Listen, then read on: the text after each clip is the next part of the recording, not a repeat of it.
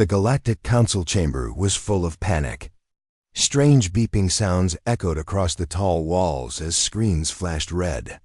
Leaders of 15 alien species stood together, their faces tight with fear. "They're gone," whispered Chancellor. "Wheeler of the Zenth. The humans, they're gone." "No ships, no bases, not even a signal," said Admiral Rell of the Ralter fleet. "We sent probes to every human colony. They're all empty." A silence fell across the room. For centuries, the Council had watched Earth. At first, they ignored humans. Then they mocked them. Later, they feared them. But now, there was nothing left to fear, because humanity had vanished. It had started just 3 weeks ago. The humans had gone silent. No radio signals, no trade requests, no diplomatic answers. At first, the Council thought it was a trick. Maybe Earth was planning something. But when 3 Council fleets visited the solar system, they found nothing.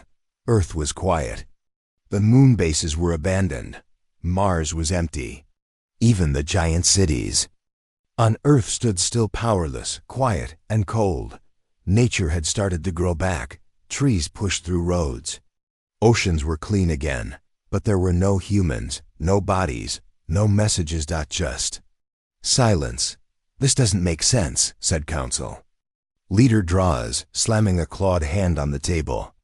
"You don't just lose 10 billion humans." An elder from the Kryn species, with glowing eyes and a long neck, leaned forward. "What if they didn't die?" he said slowly. "What if they left?" "Left?" laughed the Sular ambassador. "Left to where? No species has faster-than-light capability except us." "They were working on something," muttered Draws. "Something strange. I saw the reports. Quiet research labs. Hidden satellites. AI systems that even our spies couldn't hack." "They warned us," the Kryn elder whispered. "Remember?" The others turned to him. "They sent one last message," he continued. 20 years ago. When we attacked their colony on EO7, they said, 'Please stop. We do not want war. But if you continue, we will take steps. Steps you cannot reverse.' Everyone remembered it now. Back then, it had sounded like a bluff. No one had believed humans could do anything, but they were wrong. Commander Vex of the Tsar Navy stood on the bridge of his ship, staring at the live feed from Earth. A drone floated through an empty New York City. Skyscrapers stood tall but lifeless. There were no humans. No animals, not even birds. "This is unnatural," his science officer said. Vex frowned. "Zoom in on that wall," he ordered. The drone turned. There, on the side of a broken building. Words were burned into the concrete in English. "We are not gone. We moved forward. Do not follow." Everyone on the bridge stared. "What does it mean?" the officer whispered. Vex didn't answer. His mouth was dry. His hands shook. Because deep in his gut, he knew. The humans had done something. Something the Council couldn't understand. In the Council chamber, panic had turned to fear. Reports were coming in from across the galaxy. Council AI systems were crashing. Defense grids were shutting down. Entire colonies were losing power. Ships were vanishing in deep space. Strange signals were appearing in old human code. "It's like they're watching us," said the tech officer of the Ralter fleet. "No," Draws said. "They're warning us." More messages started to appear, on moons, on space stations, even inside Council data cores. "We asked you to stop. You pushed us too far. Now we have left the cage. We are not what we were." One by one, Council members remembered everything they had done. The attacks, the sanctions, the experiments on human prisoners, the mocking, broadcast. And now humanity had moved beyond them all. Admiral Rell stood in his control room, staring at a star map. Every system where humans once lived now showed a black hole icon. Not real black holes, but dead zones. Nothing could go in. Nothing came out. "We tried to follow them," he said to his second in command. We sent a scout ship into one of those zones. What happened? The officer asked. It never came back, Rel said softly. No sound, no wreckage. It just disappeared. What are they now? Rel didn't answer because he was no longer sure they were even human. In a dark lab deep inside the Council's hidden science base, a group of scientists had decoded part of the signal left by the humans. It was a long sequence of symbols, mathematical, powerful, ancient. It's not just a message, whispered the lead scientist. It's a key. A key to what? Asked her assistant. The scientist stared at the glowing code. Her face turned pale. Her voice trembled. A key to evolution. That night, across Council space, the stars began to change. Some blinked out. Others shifted color. Strange lights appeared in space spirals of golden fire and blue lightning. No ships could approach them. No weapons worked. In one system, a council planet received a new message broadcast across the sky. We are beyond your reach. We left because you forced us to grow. You will not find us, but if you try, you will not survive what follows. On the Council homeworld, fear turned into chaos. Some species fled underground. Others tried to leave the galaxy. But nowhere felt safe, because the truth was now clear. Humans didn't lose. They didn't run. They ascended, and in doing so, they left behind the Council's rules, limits, and control. In the final Council meeting, the leaders sat in silence. Screens were blank. Fleets were gone. Sensors showed strange distortions and space-like cracks in reality. We can't fight this, Wheeler whispered. We already lost, said Draws. What do we do now? There was no answer. Outside the chamber, a new light filled the sky. A calm, bright wave of color washed across the stars. Not fire. Not war. Something else. Change. And just before all systems went offline, the Council saw one last human message. Floating in their minds, clear, quiet, final. You had every chance. You chose this. Then there was only silence. Not from fear, not from death, but from something far greater. From something the Council would never understand. From the humans, who were no longer human. The meeting room on Earth was quiet. President Reeves stood at the large window, watching the blue sky. Far in the distance, a Council warship hovered in orbit like a threat hanging over the world. They're pushing again, said Commander Lin, stepping into the room. Reeve didn't turn. How many colonies hit this time? 3. Mining outposts on Titan, Kepler-22, and the Lyra Ring. No survivors. Reeves' hand tightened into a fist, and still no declaration of war. They call it discipline, Lin's voice was bitter. They say humans must learn their place. Reeve turned slowly, eyes cold. We warned them, again and again. We said we don't want war. We begged them to stop. And they laughed, Lin said. Yes, Reeve nodded. They always laugh. They think we're weak because we stay quiet. He walked to the center of the room. A small screen lit up. A list of destroyed colonies scrolled down. Too many graves, Reeve whispered. Too many names. On the Council flagship orbiting Earth, Ambassador Vrosh of the Telnari sat in his chair, smiling. Humans are emotional. They don't strike first, he said to his staff. This is why they're simple, predictable. His aide, a younger Sular diplomat, looked unsure. But their technology has grown. Their science is strange. Vrosh waved it off. They are monkeys with fire. They build tools but lack vision. They ask for peace because they have no spine. But sir, the aide pressed, what if their warnings are serious? What if they're not bluffing? Then let them act, Vrosh said with a grin. Let the little apes show their teeth. The human broadcast came later that week. It was short. To the Galactic Council. This is our final warning. Leave Earth. Stop attacking our colonies. Do not test us again. We do not want war. But we will no longer accept this. The message ended. No threat. No anger. Just a calm voice, cold and final.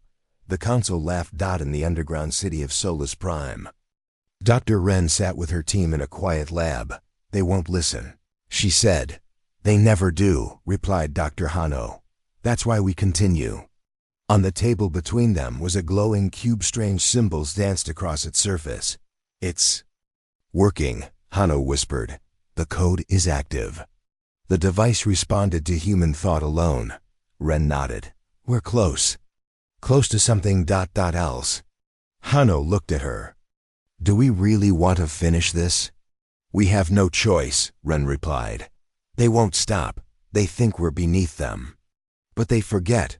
Pressure creates diamonds. In the council chamber, the Kryn elder stood again. They sent a final warning, he said. We should listen. We don't answer to threats, replied Chancellor Draz. It wasn't a threat, the elder said quietly. It was a line. And we crossed it, said Rel, the military commander. Exactly. The elder nodded. We kept pushing. Draz banged his hand on the table. So what? They're still flesh and blood. If they fight, we crush them. They won't fight, the Kryn elder said slowly. Not with weapons, not like us. He looked around. The chamber, they will vanish, he said. On Mars Station Echo, engineer Tessa watched the last of the civilians board the deep space transport ships. Where are they all going? Asked her assistant. Far, she said, to the hidden sectors. To the dark voids. Are we retreating? No, Tessa said, eyes hard. We're rising. As the last ship disappeared into the stars, she looked down at her wrist. New code had appeared on her data pad. Symbols, colors, pulses of light. That it wasn't from Earth, that it wasn't from any machine she knew. But she understood. It. All humans did. It was time. Council probes began to fail. Small ones at first. Then larger ones. Surveillance stations near human space stopped sending data. One by one, council systems that watched Earth went offline. We're losing sight of them, said the Zarn technician. Replace the satellites. Draz ordered. We did, the tech said. They disappeared too. Inside the ruins of an old human colony, deep in a frozen asteroid field, a council scouting team found something strange. No bodies, no damage. Just walls full of writing. Thousands of lines carved by hand. One message repeated again and again. You will wish you had listened. The team never reported back. Their last audio file was static and whispering voices in English. None of them were human. Back on Earth, Reeve met with the final council of humans. No cameras, no press. Just leaders, scientists, and silent minds. It's time, he said. Everyone agreed. A code was activated. Across human space, ships powered down. Stations vanished. Cities turned cold. But the people were not dead. They had simply stepped away from sight, from time. Council fleets arrived late. They found nothing, just empty planets. Quiet worlds. No war. No fire. Just stillness. They searched every signal, every frequency. But the humans had gone. And deep in council systems, a quiet whisper began to repeat. You ignored us. Now you cannot find us. Vrash stood in the dark, listening to the echo of his own fear. We made a mistake, he said. His aide was silent. You pushed them too far, came a voice from behind. Vrash turned, but no one was there. Just the air humming with something unnatural. Not death. Not destruction, but something worse. Power. Unseen. Unstoppable. And beyond understanding. In the final report, sent to the council, a scientist wrote only this. They warned us. We didn't listen. Now they've changed. And we are still the same. She signed it, set down her pen, and walked into the light. Her body dissolved into dust, and her last words echoed through the chamber. They were never weak. They were waiting. The city of New Berlin on Mars was silent. No sirens. No protests. No news broadcasts.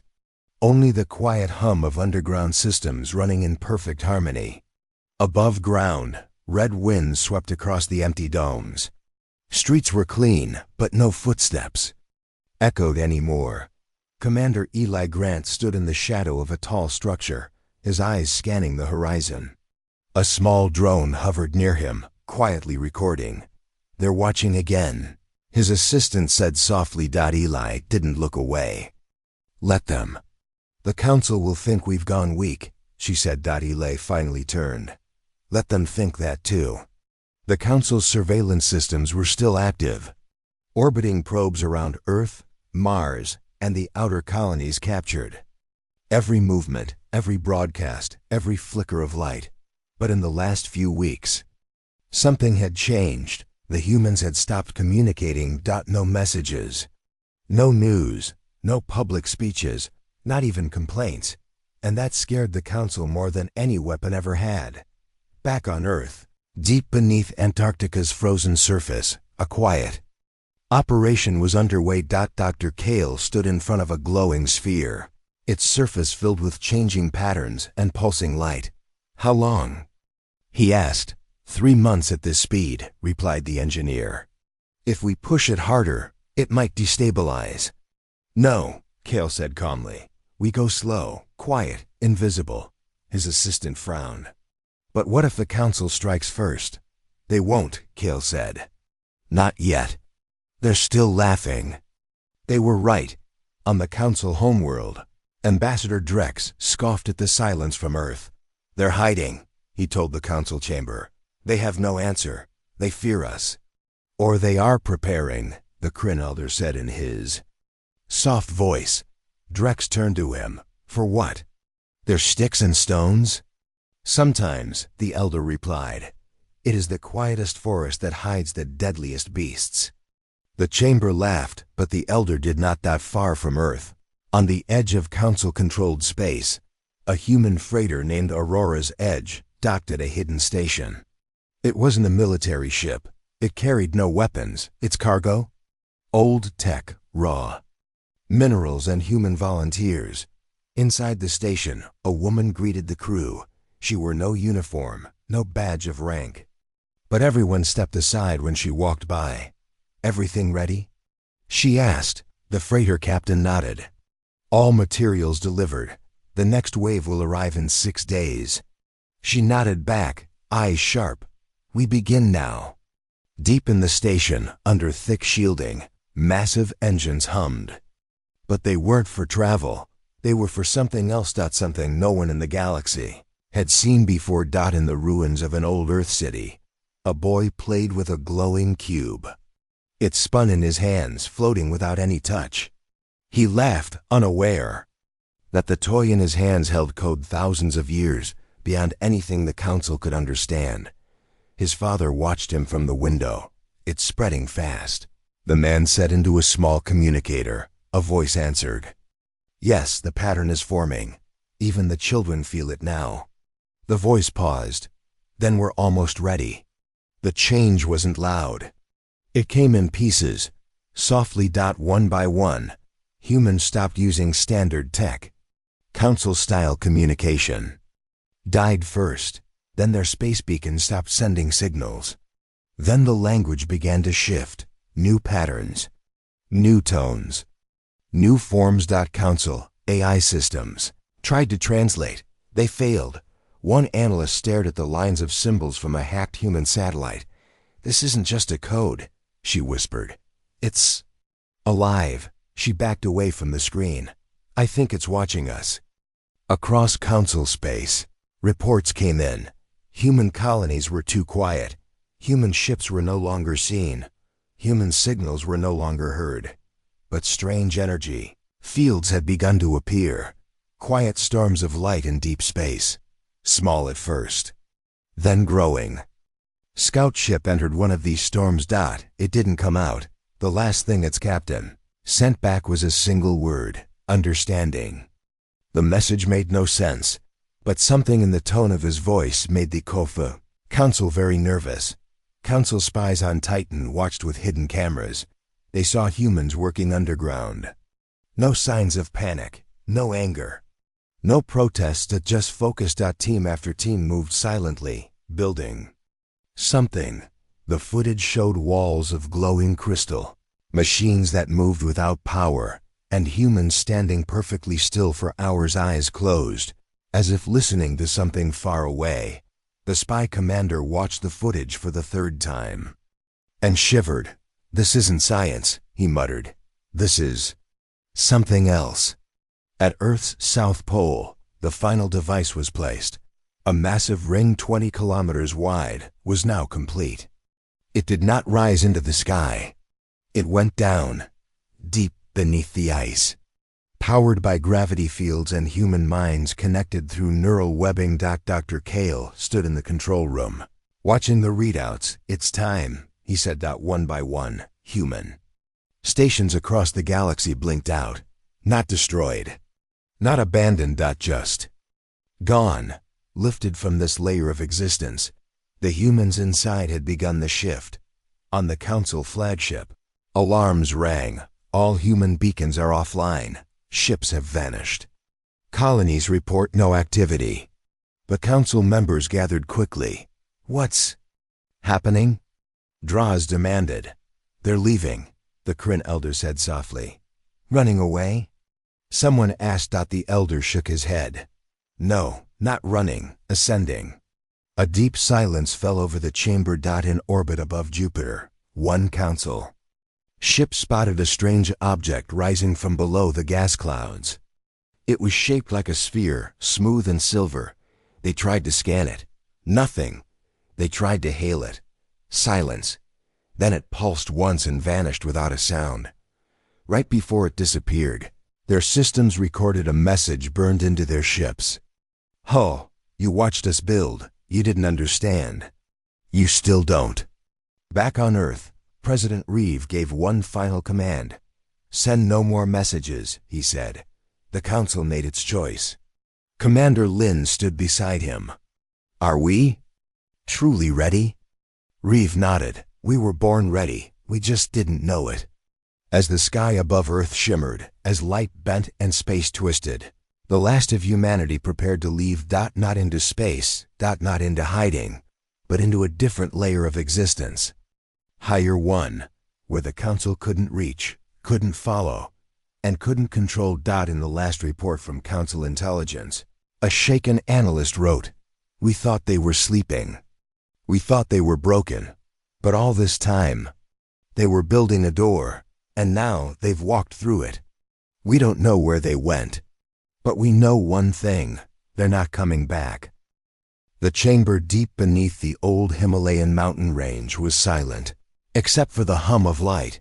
Thin white lines moved across the ceiling and walls, glowing in patterns no machine had built. Dr. Alira Voss sat quietly on the floor, eyes closed, her hands resting on her knees. Around her, 20 others sat the same way. Engineers, scientists, children, old men. All still. All silent. Then the symbols on the wall shifted again, soft blue to bright silver. She opened her eyes. "It's time," she whispered. The Council's newest spy satellite floated just outside Earth's orbit, hidden behind a cloud of debris. It had the most advanced sensors the Council had ever built, and still, it understood nothing. "The humans are no longer using technology we can track," the operator said. "What does that mean?" asked Chancellor Draws. The operator looked scared. "They don't use normal energy. Their cities show no heat, no signals, no emissions. Then how are they still moving?" Draws demanded. "They aren't," the operator said. "But the planet is." Back in the mountain chamber, Alira walked through the silver corridor, followed by her assistant. "Why are we leaving?" he asked. "Because we've reached the door," she replied. "To what?" "To ourselves." He didn't understand. Most didn't. Alira had once been the head of Earth's Neural Evolution Division. She studied the brain, the mind, the space between thoughts. But 20 years ago, everything changed.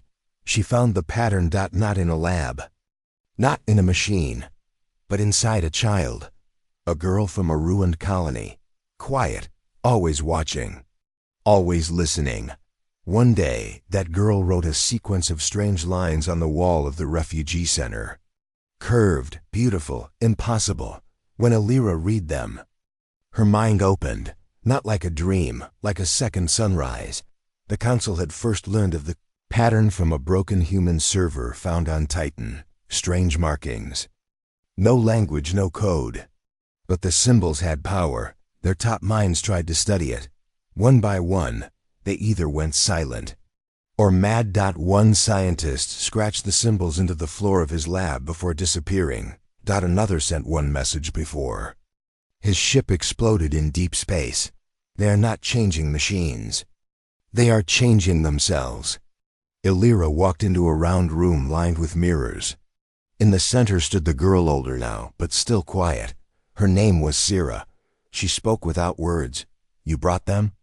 Alira nodded. They're ready. The walls shifted. The mirrors became windows showing stars, planets, and strange shapes far beyond normal space. The others gasped. One man fell to his knees. This is not possible, he whispered. It is, Alira said gently. Because we're not just flesh anymore. The human body hadn't changed much. Arms, legs, organs. But something deep inside had awakened. A second layer. Not physical. Not just mental. Something beneath. Thought. A shared current between minds. Some called it the fold. Others called it the weave. Alira called it the spark. It connected people. Like a quiet river beneath the earth. Invisible, but always there. And now, more and more humans could hear it. Even children. Council ships noticed something strange near Jupiter. A storm of light blue, green, gold swirling, in perfect silence. No radiation. No gravity waves. No energy signature. Just beauty. One ship approached. Inside, the crew began to hear whispers. Voices from their dreams. Memories that weren't there. Own. One pilot smiled, then cried, then went silent. The ship turned around and left without command. No logs, no orders. When asked why, the captain said, They showed me something. I don't remember it. But I know I don't want to forget it. In the hidden valley of the Andes Mountains, a group of humans floated 3 feet above the grass. Eyes closed. Bodies still, not dead. Awake in another layer. From orbit, Earth looked peaceful. No signs of war, no movement. Just clouds and oceans, but underground, above ground, across every quiet place on Earth. Something was rising. Not a weapon, not a machine. An idea, a shared frequency. A collective hum of minds, learning how to become something more. Ira walked with Sira through the golden hallway. It shimmered like sunlight through water. The council doesn't understand us, she said. They can't, Sira answered. They still think evolution is about machines. Bigger ships, faster drives, stronger weapons. They're looking outward, Sira whispered. But the real path is inward. They reached a chamber where symbols floated in the air. Sira touched one. A soft tone rang through the stone walls. Somewhere across the stars, a human colony blinked out of physical space, not destroyed, not hidden. Transformed. Chancellor Draws stared at the map. Another one? Yes, the tech officer said. The colony on EOS 12 is gone. Gone how? Draws snapped. Not destroyed, not evacuated. It just isn't there. Then where did it go? The officer hesitated. I don't think they went somewhere. She said, I think they became something. In a deep-sea base on Europa, an old man painted pictures on the glass walls. They looked like dreams, floating cities, endless skies. Beings of light, he smiled. They said we had no strength, he whispered. But strength is not war. Strength is knowing who you are. His voice echoed through the base, even though no speakers were active. Miles away, a young girl in a space station heard the same words in her sleep, and when she woke up, she began to hum a song. She had never learned it, but every human who heard it remembered it. The council tried to force contact. They sent drones, missiles, warnings, Nothing reached Earth. Then they set a massive, psychic pulse designed to shut down human thought. It echoed across space. But Earth responded. Not with anger, not with weapons. But with a single, calm message sent into the minds of every council leader. It said, "You see us as creatures of flesh. But we are echoes, fire, thought, pattern. We told you not to follow. You still try. But your eyes are too small." The Kryn elder stood alone in the council chamber. Everyone else had gone silent. "They've passed the threshold," he whispered. "What threshold?" "Ask the Sular ambassador. The final one," the elder said. "They're not evolving weapons. They're evolving minds. Bodies are slow. Ships break. But minds." He looked up. "Minds can fly without wings." In her final report, Dr. Alira stood in front of the Spark Core, the living heart of the new human network. To anyone listening, she said softly, "We gave you every chance." She smiled a little sadly. "We tried peace. You chose pride." Behind her, Sira floated into the air, surrounded by light. "Now we walk forward," Alira said. "Not to rule, not to punish, but to become." She looked into the camera one last time. "And we will not wait for you." The screen went dark.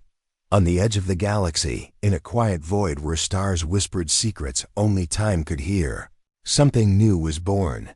Not a ship. Not a planet.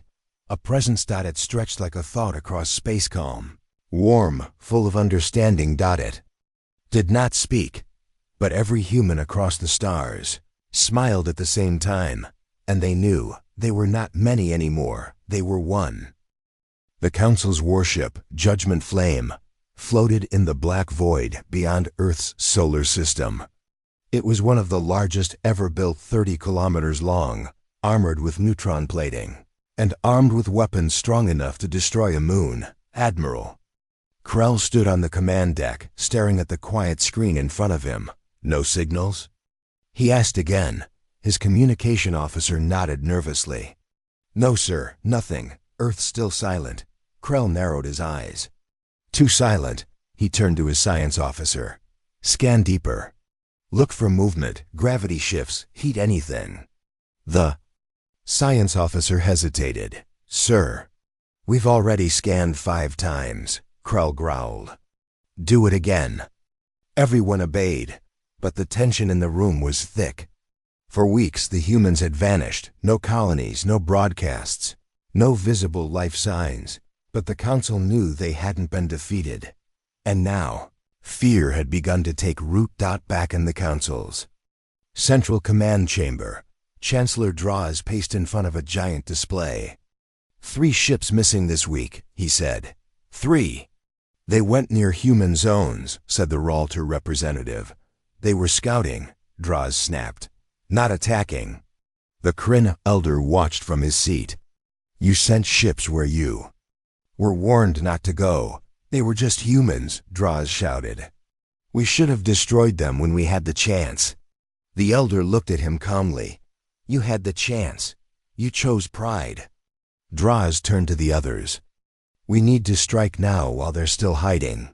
But no one answered, because something had changed. The Council, once loud and arrogant, was now filled with fear. In the deep space colony of Zeros 5, a team of Council engineers worked to restart a damaged mining station. The power had gone out suddenly 2 days ago, and nothing worked since. "Something's wrong with the core," one engineer muttered. Another one tapped at a console. "It's like it's been rewritten." "Rewritten? By what?" the first one asked. Before anyone could answer, the lights flickered. A soft hum filled the room. Symbols began appearing on every screen. Symbols they didn't recognize. Then a message flashed. "You were told not to come." The team froze. One of them whispered, "Is that human?" The lights went out. The station was never heard from again.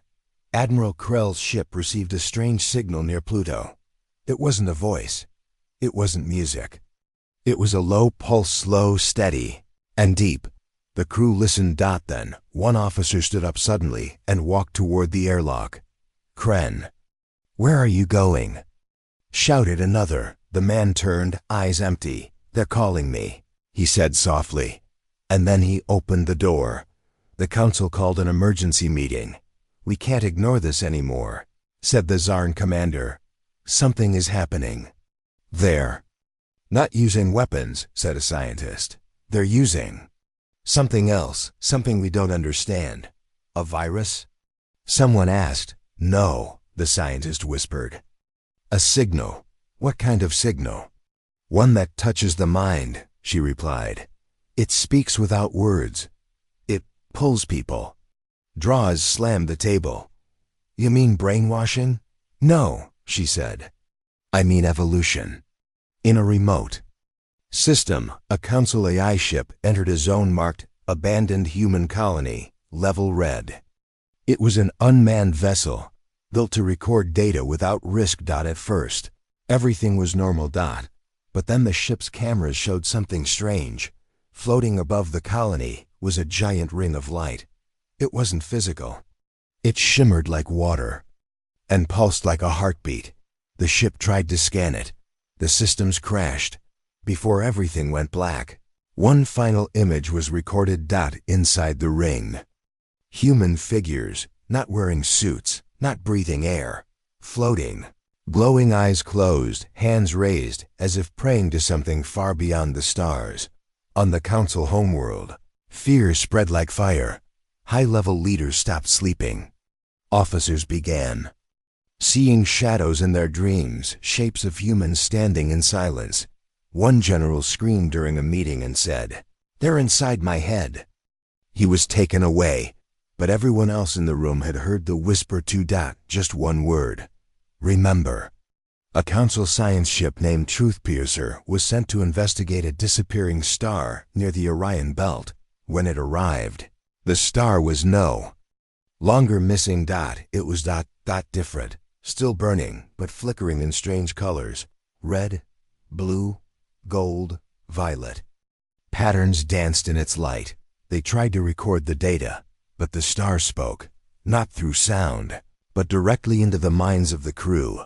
Each person heard a different memory: a dead child, a war they started, moment of cruelty from the past. The captain fell to her knees and said, "They've turned memory into a weapon." The ship retreated at full speed. It never returned to council space. More ships began to disappear. Others returned with no crew. Some came back full of whispers, with logs corrupted by symbols that pulsed and flickered, almost alive. On one ship, a single sentence kept repeating through every channel, every screen: "Fear is your teacher now." Chancellor Draws sat alone in his dark office, for the first time in his long rule. He was afraid. He stared at an old image of Earth, a blue world, once ignored, once mocked. Now quiet, silent, but more powerful than ever before. He closed his eyes and he heard it.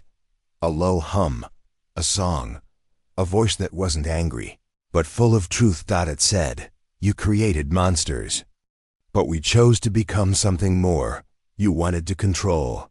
We learned to let go." Draws opened his eyes, sweating. He wasn't alone anymore. A shadow stood behind him, just at the edge of his vision. He turned and saw nothing, just the quiet emptiness of fear. At the center of the galaxy, near the old council archives, a storm of light appeared. It didn't move. It didn't speak. But ships that passed nearby changed. One crew forgot who they were. Another aged 10 years in minutes. A third claimed to see the birth of the universe, again and again, until they went mad. And through it all, the storm whispered one final warning: "We are still human, but we are not yours to command." The council fleet finally reached Earth. After months of fear, strange disappearances, and growing panic, they decided it was time to see the truth for themselves. 12 warships entered the Sol system, shields up, weapons ready. Admiral Krell stood on the deck of the lead ship, Judgment Flame, staring at the blue planet ahead. "It looks untouched," whispered his second in command. Krell didn't reply. He studied Earth carefully, its oceans, clouds, cities, all still and perfect.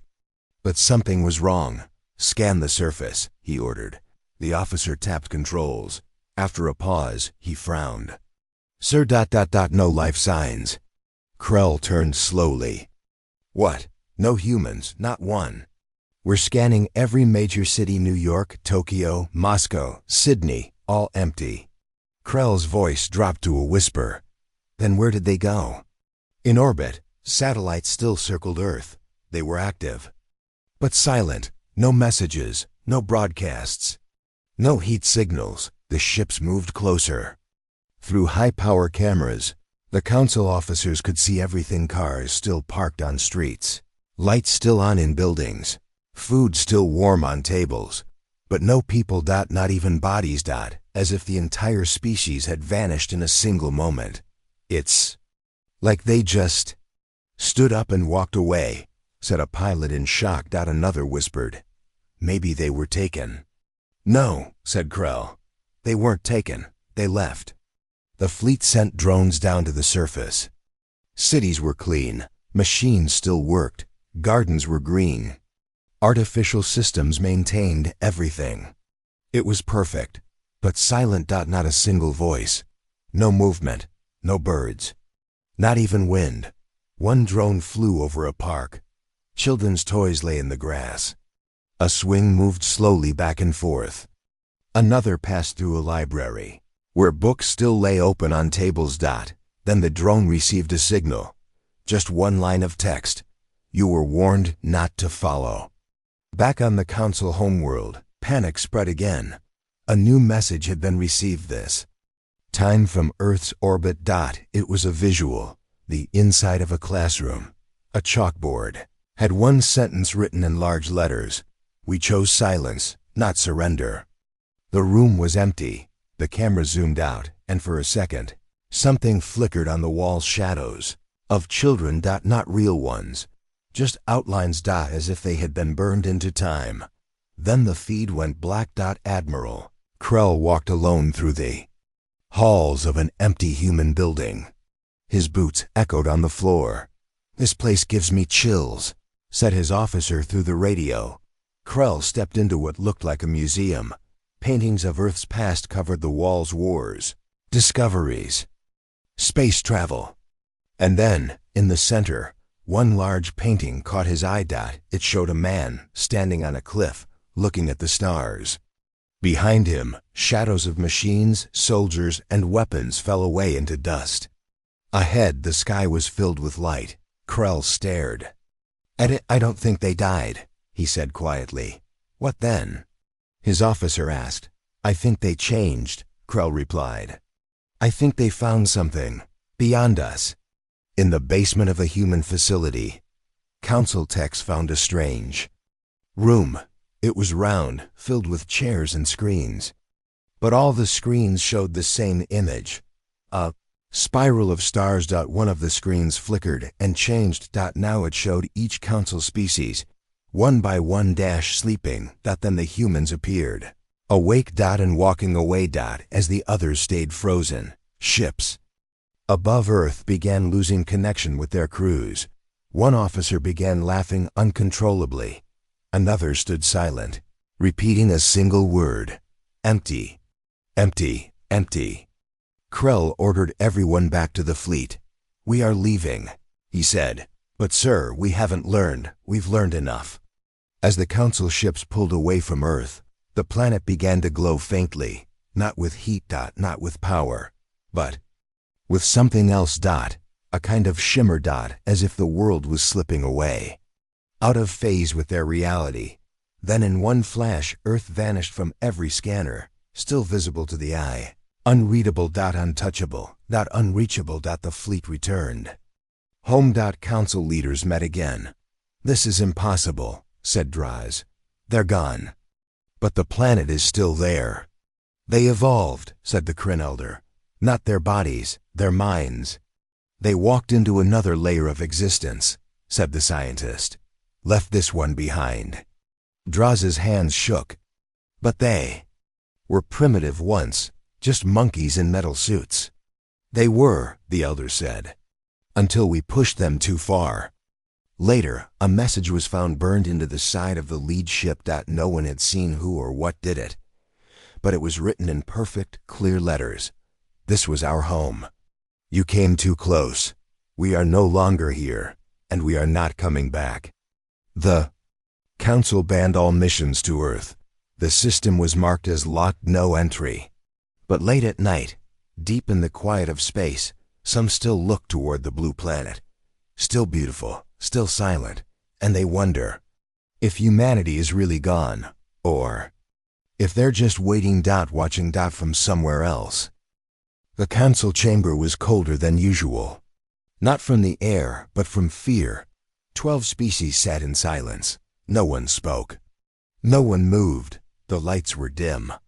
The great screens once used to display victory reports now showed nothing but a frozen image of Earth.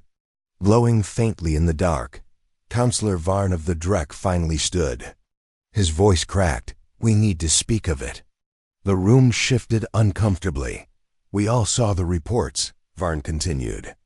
We all read the final messages. Earth is no longer part of our reality.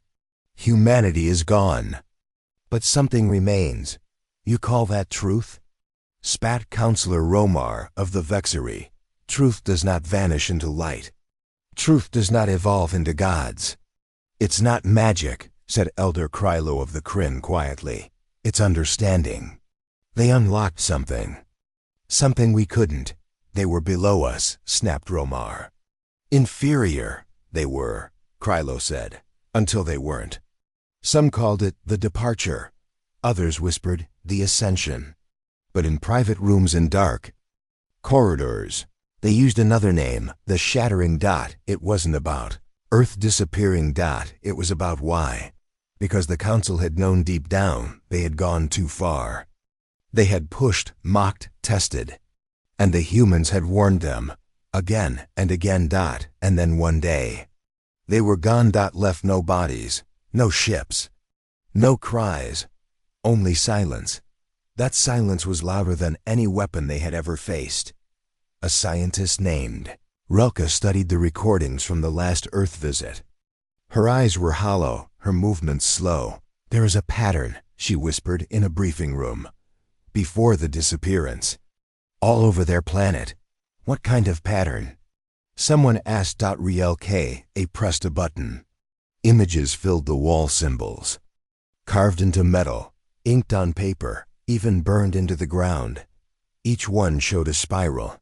A path, a gateway, and one symbol appeared again and again, a human hand. With the fingers slowly dissolving into light, they were preparing, she said. They didn't flee, they evolved, like insects shedding skin, like minds stepping out of the body. In a secure chamber, the council gathered their best minds. A new discovery had been made. A small human device was found in an abandoned lunar base. It was untouched, humming faintly. When connected to a power core, it showed a message text, no sound. The body is not the end. The mind is not the limit.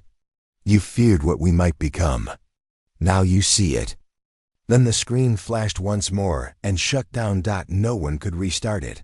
The council's strongest military species, the Jarn, began to fracture. Soldiers refused orders. One battalion vanished completely, leaving only a single word scratched on their barracks wall, following. Rumors spread that they were trying to do what the humans did to break through. But none returned. The panic grew worse. Some began to worship the humans as gods. Others called them devils. Some said Earth had become a portal to another layer of reality, one that was not meant for them. Counselor Draws stood before a growing crowd. His eyes were red. His hands trembled. We were the rulers, he said, voice shaking.